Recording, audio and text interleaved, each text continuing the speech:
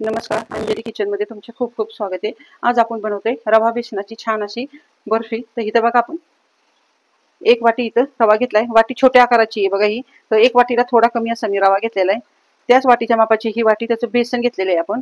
त्यानंतर एक मोठी वाटी भरून आपल्याला साखर लागणार आहे, एक वाटी दूध लागणार आहे, वेलची पावडर घेतली आपण थोडी कुटून, इथं 6 ते 7 वेलची, आणि इकडे थोडे आपले वरून टाकायला काजू बदाम लागणार आहेत, आणि 3 ते 4 चमचे तूप।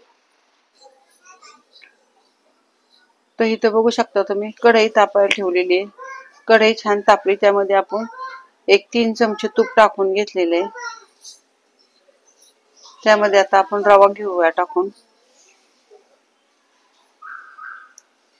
अगदी हलका असा रवा आपल्याला हा भाजून घ्यायचा आहे। सगळ्यात आधी आपण रवा भाजून घेणार आहे थोडाफार। तर आपण इथं बघा 5 मिनिटं रवा भाजून घेतलेला आहे।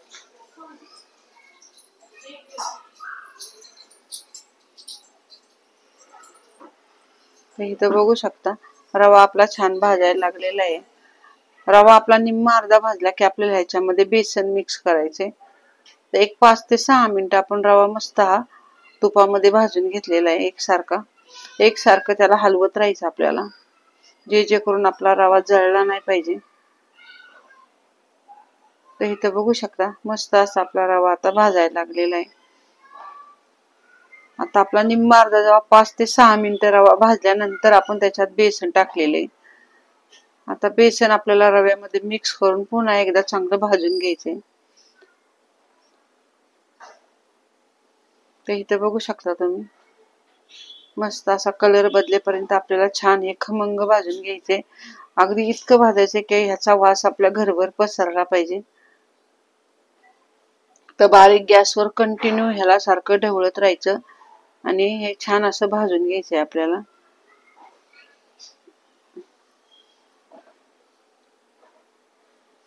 तर इथे बघू शकता, कंटिन्यू जवळजवळ मी 10 मिनिटं हे कंटिन्यू बघा ह्या झाऱ्याने हलवून ह्याला छान असं भाजून घेतलंय। खमंग असं आपलं बेसन आणि रवा आपण छान असा भाजून घेतोय। त्यानंतर आता आपल्याला दूध टाकायचे थोडं थोडं।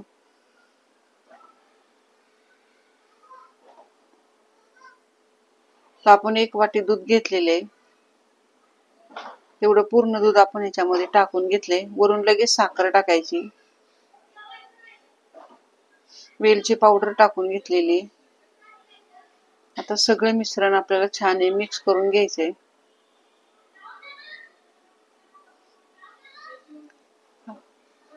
आता साखर पण आपली छान मिक्स झालेली आहे। वरून पुन्हा एकदा 1 चमचा आपण तूप टाकूया, की जे करून आपलं मिश्रण आहे ते कढईला चिटकणार नाही। त्याच्या आधी इथं आपण ताटाला छान असं तूप लावून घेऊया।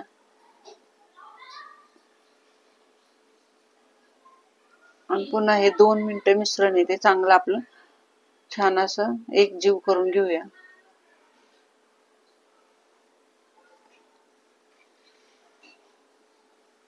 तर इथं बघू शकता, मस्त असा गोळा तयार झालाय।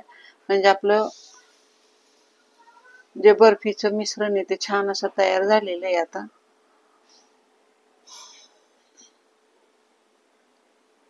आता लगेचच आपण इकडं ताटाला तूप लावून घेतलेले, तर ताटामध्ये मिश्रण काढून घेऊया। तर जेवढ्या जाडीची आपल्याला वडी पाहिजे तेवढं आपण इथं थापून घेतले। तर मी अर्ध्या ताटातच हे छान जाडसर वड्या करणार आहे, त्यामुळे मी थापून घेतले।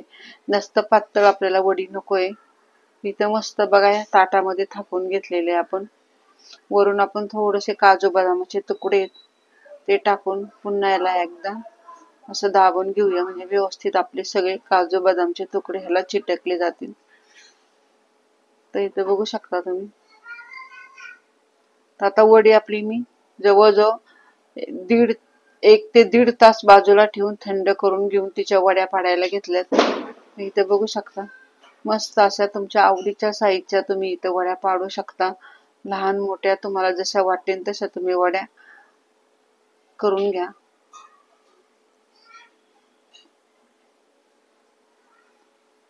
तर इथे बघू शकता, छान थंड झाल्यानंतर बघा मस्त अशा ह्या बेसनाच्या आणि रव्याच्या वड्या आपण तयार केलेल्या आहेत। तर इथे बघू शकता तुम्ही, अगदी सहजरित्या ह्या वड्या निघतात बघा।